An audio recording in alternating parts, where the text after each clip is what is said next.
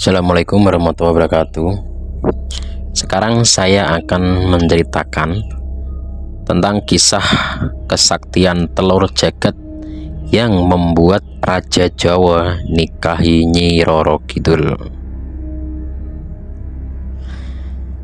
Nah, semua raja Jawa atau Raja Mataram asli mulai dari Panembahan Senopati berkuasa pada tahun 1582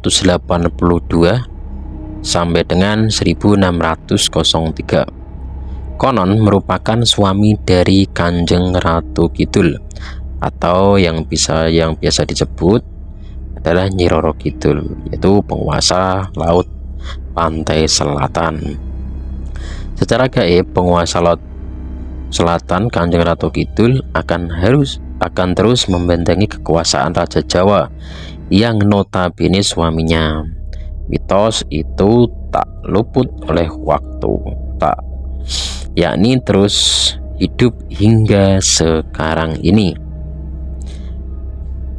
Nah, jika kita melansir dari buku Wali Brandel Tanah Jawa, Rabu pada tanggal 20/09/2023 disebutkan mitos itu bermula dari kisah telur jagat atau endok jagat, artinya telur keberadaan, sebuah telur ajaib yang mengiringi kisah pertemuan rahasia Panembahan Senopati dengan Ratu Pantai Selatan. Suatu hari, seberkas sinar terang tiba-tiba jatuh dari angkasa atau dari langit. Sinar misterius itu menuntun Panembahan Senopati untuk mendatangi pantai selatan. Di tepi pantai, putra Ki Ageng Pemanahan yang bergaris darah dari Prabu Brawijaya, Raja Majapahit itu bersemedi. Tanpa tapat Danang Sutawijaya, yakni nama lahir Panembahan Senopati, begitu khusyuk dan itu mengubah semesta yang ada. Ombak laut di pantai selatan yang terkenal ganas berangsur-angsur mereda.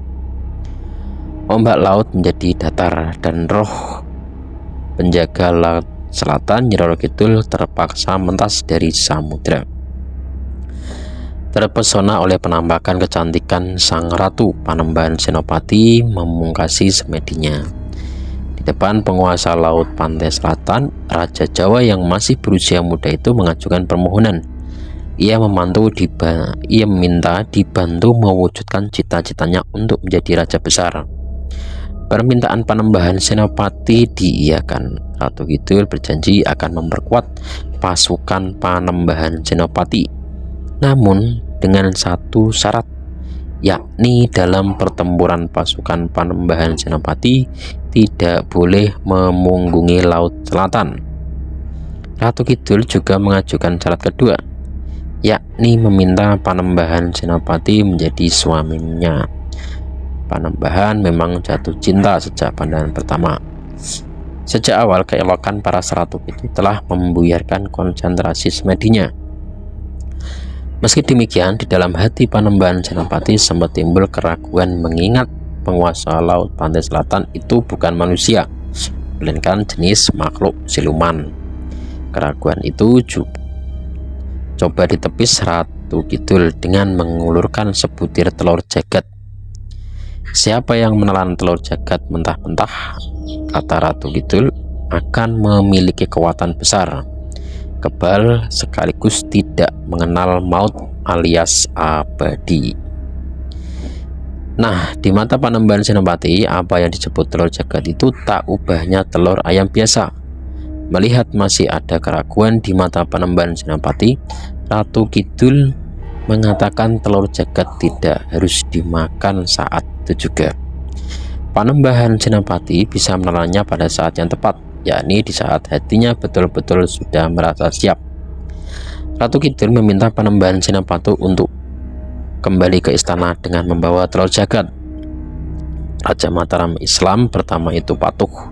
Dalam perjalanan kembali ke istana, Panembahan Senopati berjumpa dengan Sunan Kalijaga. yakni Wali Songo yang terkenal akrab dengan kebudayaan Jawa. Panembahan Senopati dinasehati akibat yang terjadi bila nekat menelan telur jagat. Raja Jawa itu memang akan kebal dan sakti, sekaligus mendapatkan seluruh kekuasaan duniawi yang diinginkannya. Namun, ia akan menjadi makhluk halus yang hidupnya abadi hingga akhir dunia, seperti halnya Ratu Kidul. Mendengar penuturan Sunan Kalijaga, Panembahan Senopati sontak kaget dan sekaligus ketakutan. Senopati tiba-tiba badannya menggigil, kulitnya terasa merinding, dan ketakutannya mulai tumbuh. Kendati demikian, Sunan Kalijaga tidak menyarankan telur jagat itu dibuang. Sebelum berpisah, ia menyarankan Panembahan Senopati memberikan telur jagat kepada seseorang yang paling dekat dengannya, yaitu Panembahan Senopati. Seseorang yang benar-benar setia dan sekaligus berbakti kepada Kerajaan Mataram. Panembahan Senopati menuruti nasihat Sunan Kalijaga. Sampai di Istana Mataram, ia memanggil Ki Juru Taman, yakni tukang kebun istana yang sepuh dan terkenal setia. Ki Juru Taman diminta menelan telur jagat mentah-mentah, dan konon tubuhnya sontak meraksasa. Dengan wujudnya yang baru, meraksasa dengan wujudnya yang baru itu tadi ya, jadi tiba-tiba itu badannya besar gitu ya, kayak raksasa gitu. Nah, Panembahan Senopati menjelaskan jika Ki Juru Taman akan hidup abadi. Karenanya ia diberi tugas menjaga Gunung Merapi agar tidak menimbulkan bencana di tanah Mataram. Sejak saat itu Ki Juru Taman dikenal dengan nama Eyang Merapi atau Panembahan Sapu Jagat atau Kiai Sapu Jagat. Nah, demikian mitos yang terus menyelubungi sejarah berdirinya Kerajaan Mataram Islam sejak era Panembahan Senopati. Nah, itulah cerita yang saya rangkum dari beberapa versi ya. Untuk beneran enggaknya wallahu alam, hanya Tuhan yang tahu. Oke, terima kasih. Assalamualaikum warahmatullahi wabarakatuh.